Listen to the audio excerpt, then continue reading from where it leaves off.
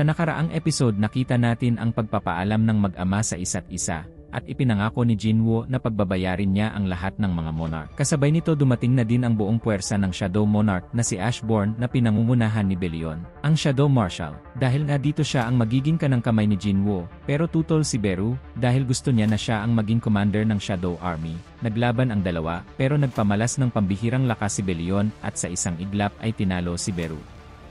Sa pagtatapos ng episode, bigla na lang may lumabas na malaking gate sa China, at dito na nga napagdesisyonan ng Dragon Monarch na siya na mismo ang pupunta para tapusin si Jinwoo. Sa kabanatang ito makikita nating iwinawasiwas ni Belion ang kanyang malaking espada malapit sa leeg ni Beru at naghihintay sa pagsuko nito. Ngunit nagpumigla si Beru at ipinakita na kaya pa nitong lumaban. Nagtaka si Jinwoo kung bakit ganoon na lamang ang pagnanais ni Beru na maging Grand Marshal. Ang sagot naman nito ay nais nitong palaging nasa tabi ng ating bida. Upang wala ng tensyon ang maganap, inimungkahi ni Jinwoo na ang Grand Marshal ay pwedeng tumayo sa kanan niya samantalang si Beru naman ay sa kanyang kaliwa. Hindi maipinta ang tuwa at pananabik ni Beru at tuluyang naluha sa pabor na natanggap nito mula sa ating bida. Sumingit naman si Igris at humiling ng pagkakataon na makipaglaban. Ngunit dali-dali naman itong binasag ni Jinwoo na sinabing dyan lang siya sa likuran. Tiningnan ni Jinwoo ang grupo ng mga soldiers malapit kay Tusk at sa mga dragons na nagpaulan ng mga fireball sa kalangitan. Napangiti naman si Tusk habang hinahawakan ang Orbe of Avarice at nagpakawala ng napakalaking apoy na nagliwanag sa buong isla.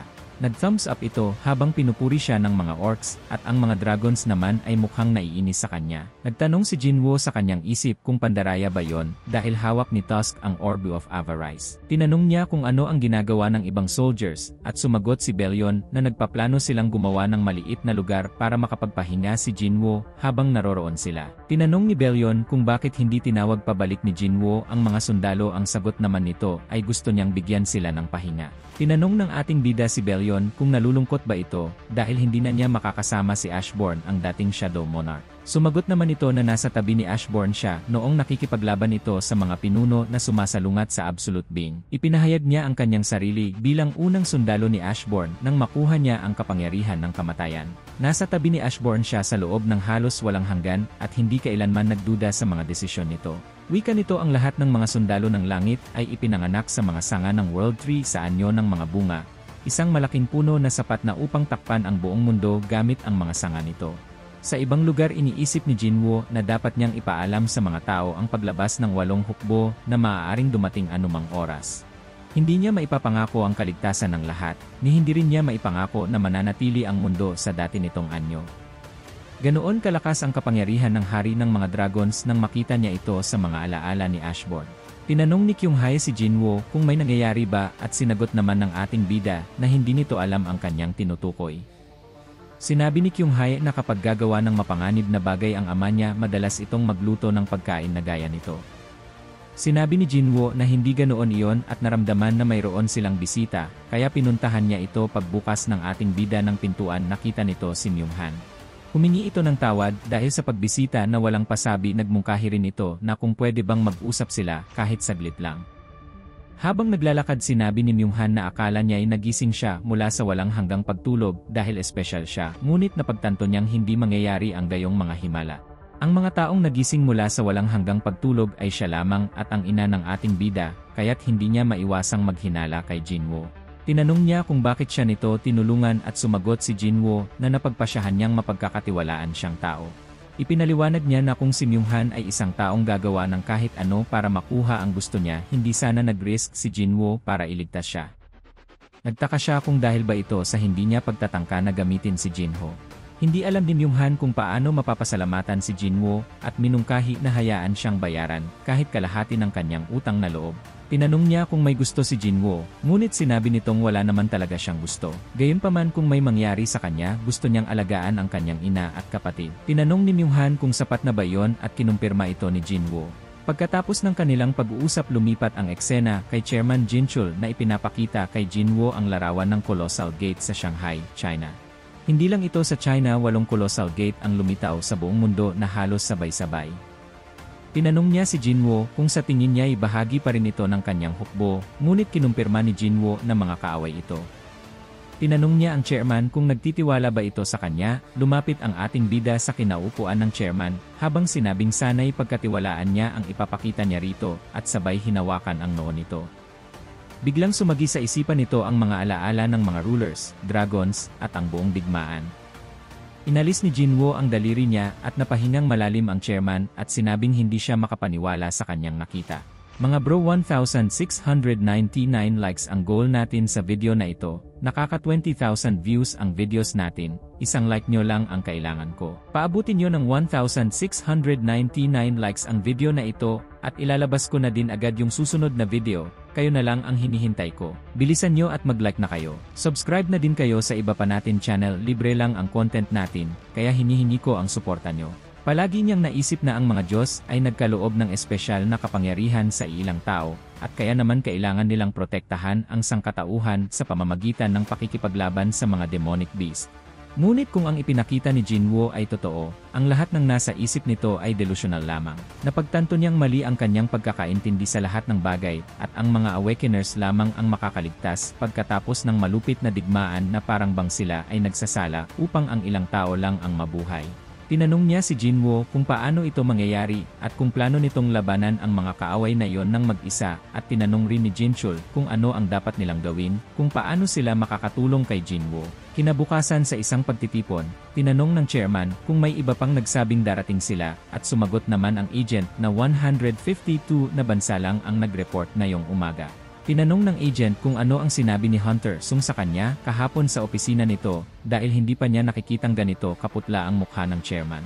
Mabilis naman humingi ng paumanhin ang agent at sinabing hindi dapat siyang magtanong, ngunit sinabi ng chairman na ayos lang. Ang hukbo ng mga dragon na lumilitaw mula sa kadiliman at ang isang higanting dragon na lumilipad sa likod ng hukbo ng mga dragons ay hindi kayang pabagsakin kahit pa magtipon-tipon ang lahat ng hunters sa buong mundo. Habang nasa telepono na nakakonekta kay Jinwoo, iniulat niya na tinipon na niya ang mga kinatawan mula sa bawat bansa, gaya ng kanyang kahilingan, at tinanong kung nasaan ito. Lumitaw si Jinwoo sa likuran niya at sinabing kararating lang niya. Nahulaan ni Jinchul na walang saysay na tanungin ang lokasyon nito ngayon. Sinabi niya na magkakaroon ng kaguluhan kapag nalaman ito ng mga tao, at ang ilang bansa ay hindi makakayanan ang kaguluhan sa araw na ito kung ang lahat ng ipinakita ng ating bida ay totoo. Pagkatapos na ipatawag ni Jinwoo ang lahat sa isang conference hall, tumayo siya sa harapan at walang paligoy-ligoy na inanunsyo na malalagay ang lahat sa panganib sa oras na magbukas ang iba pang mga gates. Ipinaalam ni Jinwoo sa lahat ng naroon, kabilang na ang mga presidente at prime ministers na nagmula sa iba't ibang mga bansa, guildmasters, maging ang chairman ng Hunter Association, na walang sino man ang makakatakas sa delubyong dala ng pagbubukas ng mga gates. Malayong-malayo kumpara sa pagbubukas ng unang gate. Galit na nagpahayag ang minister mula sa India na hindi sila naniniwala sa mga sinasabi ni Jinwoo. Kwinestyon naman ng katabi nito kung ang pinaparating ni Jinwoo ay hindi sapat ang lakas ng mga national hunters para harapin ang mga kalaban. Sumagot si Jinwoo at sinabing daan-daang demonic beast ang lalabas sa gate na kasing lakas ni Kamish, ang dragon na muntik nang sumira sa mundo, kaya sigurado siyang hindi kakayanin kahit ng mga national level hunters na pigilan ang mga ito. Pero patuloy na nagmatigas ang mga tao at humingi pa ng praweba para maniwala sila sa mga sinasabi ni Jinwoo. Hindi agad sumagot si Jinwoo, bagkus itinaas niya ang kaliwang kamay at nagpalabas ng maliliit na gates na kinagulat ng lahat.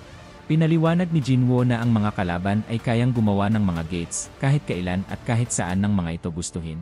Dagdag ni Jinwoo na kaya lamang natatagalan ang mga ito ay dahil sa laki ng hukbo. Nagsalita ang isang lalaki at walang pakundangang kwinestyon si Jinwoo kung kabilang sa mga kalaban at balak na patayin sila gamit ang Shadow Army na lumabas sa nakaraang gate. Pero agad naman itong binawi ang sinabi ng mapagtanto ang pagkakamali. Ang katabing lalaki naman ang nagtanong kung ano ang dapat gawin bilang paghahanda sa paparating na mga demonic beast. Maiksi ang naging sagot ni Jinwoo, magpakalayo ang lahat sa gate. Mas malayo, mas mabuti. Dahil dito, agad na sinikap ng mga tao na magpakalayo para iligtas ang kani-kanilang mga buhay sa dalang panganib ng pagdating ng mga demonic beasts. Samantala sa isla kung saan tinipon ni Jinwoo ang Shadow Army, makikita ang isang malaking kastilyo na gawa sa bato na may watawat pa sa tuktok. Habang nakatingin sa kastilyo ay tahimik na tinitimbang ni Jinwoo ang pwedeng maging resulta ng nalalapit na labanan. Batid ni Jinwoo na kahit anong mangyari ay itataya ng Shadow Army ang kanilang mga buhay para protektahan siya. Biglang nagsalita si Igris sa likuran ni Jinwoo at sinabing wala silang tiyansang manalo sa nalalapit na labanan sa pagitan ng mga hukbo ng King of Dragons. Tinanong ni Jinwoo kung ilan sa tingin ni Belyon ang bilang ng hukbo na paparating. Sumagot si Belyon at sinabing maaaring 100 beses ang laki sa kanilang hukbo. Napaisip si Jinwoo na ang inaasahan pala nila ay nasa mahigit 10 milyong mga halimaw. Samantala, makikita si Jay Mills, isang rank hunter mula sa Canada na pinagtatawanan ang babala ni Jinwoo. Wika ng isang lalaki na nakaupo sa tapat ni Jay Mills na dapat ay makinig sa babala ni Jinwoo dahil isa si Jinwoo sa pinakamalalakas na mga hunters sa buong mundo. Pero nanindigan si Jay Mills na hindi siya naniniwala sa mga sinabi ni Jinwoo. Samantala, nang mapagtanto ang kaharap na kastilyo, inutos ni Jinwoo na yumuko si Beru sa lupa. Tinanong ni Jinwoo kung ito na ang tinutukoy ni Beru na magandang lugar na kanyang pagtitirhan. Maliban sa laki ay duda si Jinwoo kung para ba talaga sa kanya ang ginawang kastilyo. Dahilan ni Beru na hindi magiging sapat para kay Jinwoo ang basta matitirhan lamang. Napansin ni Jinwoo ang watawat na nakatusok sa tuktok ng kastilyo at kahit walang utos ay nagkusang yumuko si Belyon. Imbes naman usigin pa si Belyon kung bakit naisip na maglagay pa ng watawat, tinanong niya ito kung ano ang mangyayari sa Shadow Army sa oras na mamatay ang kanilang monarch. Wika ni Belyon na sa oras na mawala si Jinwoo ay tuluyan na rin silang mabubura sa mundo. Agad na nagtungo si Jinwoo sa Korean Hunters Association at doon pinakita ni Woo Jin-chul ang tungkol sa pagtitipon-tipon ng mga hunters sa Canada sa pamumuno ni Jay Mill. Balak pa rin ng mga ito na kaharapin ang mga halimaw sa kabila ng babala ni Jinwoo. Tinanong ni Jin-chul kung ano ang plano ni Jinwoo. Wika ni Jinwoo na kailangan niyang pumunta sa China. Batid ni Jinwoo na hindi niya kayang labanan sabay-sabay ang mga halimaw na lalabas sa mga natitira pang gates. Sa ganoong paraan ay masisigurado ni Jinwoo ang kaligtasan ng kanyang pamilya kung matatalo niya ang pinakamalapit na gate sa Korea. Pinangako ni Jinwoo na sa oras na matalo ang mga halimaw ay isusunod na niya ang mga natitira pang monarchs. Pagdating ay sinalubong siya ni Liu Zigang. Agad na napansin ni Jinwoo ang gate. Wika ni Liu Zigang na yon nga ang gate na bumukas kamakailan. Itinuro ni Liu Zigang ang hilera ng mga hunters. Ipinakilala ni Liu Zigang ang mga ito bilang elite army na hindi lamang ang bilang ang pinagmamalaki kundi ang mga kakayahan ng mga ito na makipaglaban. Natigil ang dalawa dahil naramdaman ang pagtaas ng enerhiya na nagmumula sa gate. Tumingin sa suot na relo si Liu Zigang at sinabing magsisimula na ang pagbubukas ng gate. Agad na tinawag ni Jinwoo ang Shadow Army. Sunod-sunod na nagsilabasan ang mga Shadow Soldiers at humilera sa likuran ni Jinwoo. Nanlaki ang mga mata ni Liu Zigang sa pagkabigla. Hindi ito makapaniwala na malapitan niyang nasasaksihan ang makapangyarihang hukbo ni Jinwoo. Pero si Beru, hindi nagustuhan na nakatayo si Liu Zigang sa kaliwa ni Jinwoo. Wika nito na siya ang nagmamay-ari ng posisyon sa tabi ni Jinwoo. Siniko ni Jinwoo si Beru sa tiyan at sinabing kakampi nila si Liu Zigang. Muling nagulat si Liu Zigang na kayang makipag-usap ni Jinwoo sa mga ito. Sumigaw ang isa sa mga hunters na nagsisimula ng magbukas ang gate. Tumingala si Jinwoo at kalmadong inintay ang paglabas ng mga halimaw. Pero naramdaman ni Belyon na may mali. Wika nito kay Jinwoo na wala siyang nararamdaman na presensya ng mga halimaw sa gate. Nabahala si Jinwoo at tinanong ang sitwasyon sa iba pang mga gates. Sumagot si Belyon at sinabing ayon sa ibang mga shadows ay parehas lamang ang sitwasyon. Naguguluhan si Jinwoo kung paanong walang laman ang mga gates. Hanggang sa maglapat ang mga ngipin ni Jinwoo sa dismaya nang mapagtanto na hindi gumawa ang mga monarchs ng maraming gate para hiwa-hiwalay na lumabas ang mga halimaw. Nagsilbing lamang itong panlito at ang kabuuan ng hukbo ng mga halimaw ay lalabas sa isang gate lamang. Samantala sa parehas na oras sa Canada, makikita ang libo-libong mga hunters na nakaabang sa gate sa pangunguna ni Jay Mills. Mababakas ang mataas na kumpiyansa sa sarili ni Jay Mills na kakayanin nilang talunin ang mga halimaw at hindi kagaya ng iba na piniling lumayo dahil sa babala ni Jinwoo. Sa likuran ni Jay Mills ay kani-kanya na ang antisipasyon kung magkakatotoo ba ang babala ni Jinwoo. Ang mga sibilyan ay maririnig ang mga sigawan habang may mga hawak na placard tungkol sa pagsuporta nila kay Jay Mills. Makikita ang pagngisi ni Jay Mills dahil sa pagbubukas ng gate. Pero napuno ng sandaling katahimikan ang lahat ng walang lumabas na demonic beasts. Nagtaka ang lahat at napatanong kung nagsisinungaling lamang si Jinwoo. Hanggang sa lumabas ang isang nilalang mula sa gate na wangis ng isang tao. Ito pala ang Dragon King at walang kaalam-alam ang mga hunters. Nangunot ang noo ni Jay Mills at napatanong kung bakit isa lamang ito at tao pa. Mula sa itaas ay nanatili ang Dragon King na nakatingin sa ibaba na parang may hinahanap saka unti-unting bumaba sa harapan ni Jay Mills. Tinanong ng Dragon King si Jay Mills kung siya ang hari ng lugar. Makikita ang pagkadismaya sa mukha ni Jay Mills nang makita ang Dragon King sa malapitan at mapatunayang hindi ito demonic beast kundi isang tao. Biglang nagsalita ang hunter sa tabi ni Jay Mills at sinabing may kakayanan at katalinuhan ang mga demonic beasts na kapantay ng mga tao. Pinili lamang ng mga ito na hindi makisalamuha sa mga tao kaya hindi na nakakagulat kung kaya nilang magsalita ng lengguwahe ng mga tao. Mas lalong lumaki ang ngisi ni Jay Mills at sinabing tama ang hinala niya na kaya nakuha ni Jinwoo ang pasunurin ang mga halimaw na lumabas sa gate sa Korea ay dahil nakakausap ni Jinwoo ang mga ito. Dahil sa nabuong konklusyon ay sumagot si Jay Mills na siya ang hari ng lugar. Nadismaya ang Dragon King at sinabing wala roon ang kanyang hinahanap. Samantala, sa China ay hindi na mapalagay si Jinwoo kung ano ang kalagayan sa Canada. May isang lalaki ang nagsalita at sinabing kinokontak na niya si Adam White. Kinuha ni Jinwoo ang cellphone at siya ang nakipag-usap. Agad na tinanong ni Jinwoo kung ano ang nangyayari sa Canada. Wika ni Adam na tahimik ang site at wala namang ibang nangyayari sa gate. Nanlaki ang mga mata ni Jinwoo nang mapagtanto na nasa Canada si Adam. Paliwanag ni Adam na hindi naman pwedeng wala silang gawin, sinigurado naman nito na hindi lamang siya isa na dinispatch sa Canada, marami sila.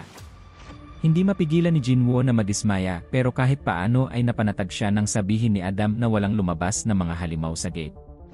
Pero ilang saglit pa ay nagsalita ulit si Adam at sinabing may lumabas sa gate, isang tao. Agad nanlaki ang mga mata ni Jinwoo at pasigaw na inutusan si Adam na tumakbo na. Pero parang napako na sa kinatatayuan si Adam nang masaksihan ang mga hunters na unti-unting naging abo. Galit na sumigaw si Jinwoo na may oras pa para tumakbo si Adam. Pero parang wala nang naririnig si Adam dahil lumabas na rin ang malaking hukbo ng mga dragon at mga halimaw sa gate. Saglit na tumahimik si Jinwoo at nag-focus na kontrolin ang shadow na nilagay kay Adam. At hindi nga nagtagal ay lumabas ang shadow sa tabi ni Adam at sinabing ililigtas ito sa pamamagitan ng pag-teleport. Pero bigong maisagawa ng shadow ang teleport nang lumapit ang Dragon King sa kanila at tinanong kung saan sila pupunta. At dito na nagtatapos ang episode 9, panoorin nyo na din ang episode 10, ilalagay ko na yon sa ating channel. Huwag nyo kalimutan mag-like para maka next episode agad tayo.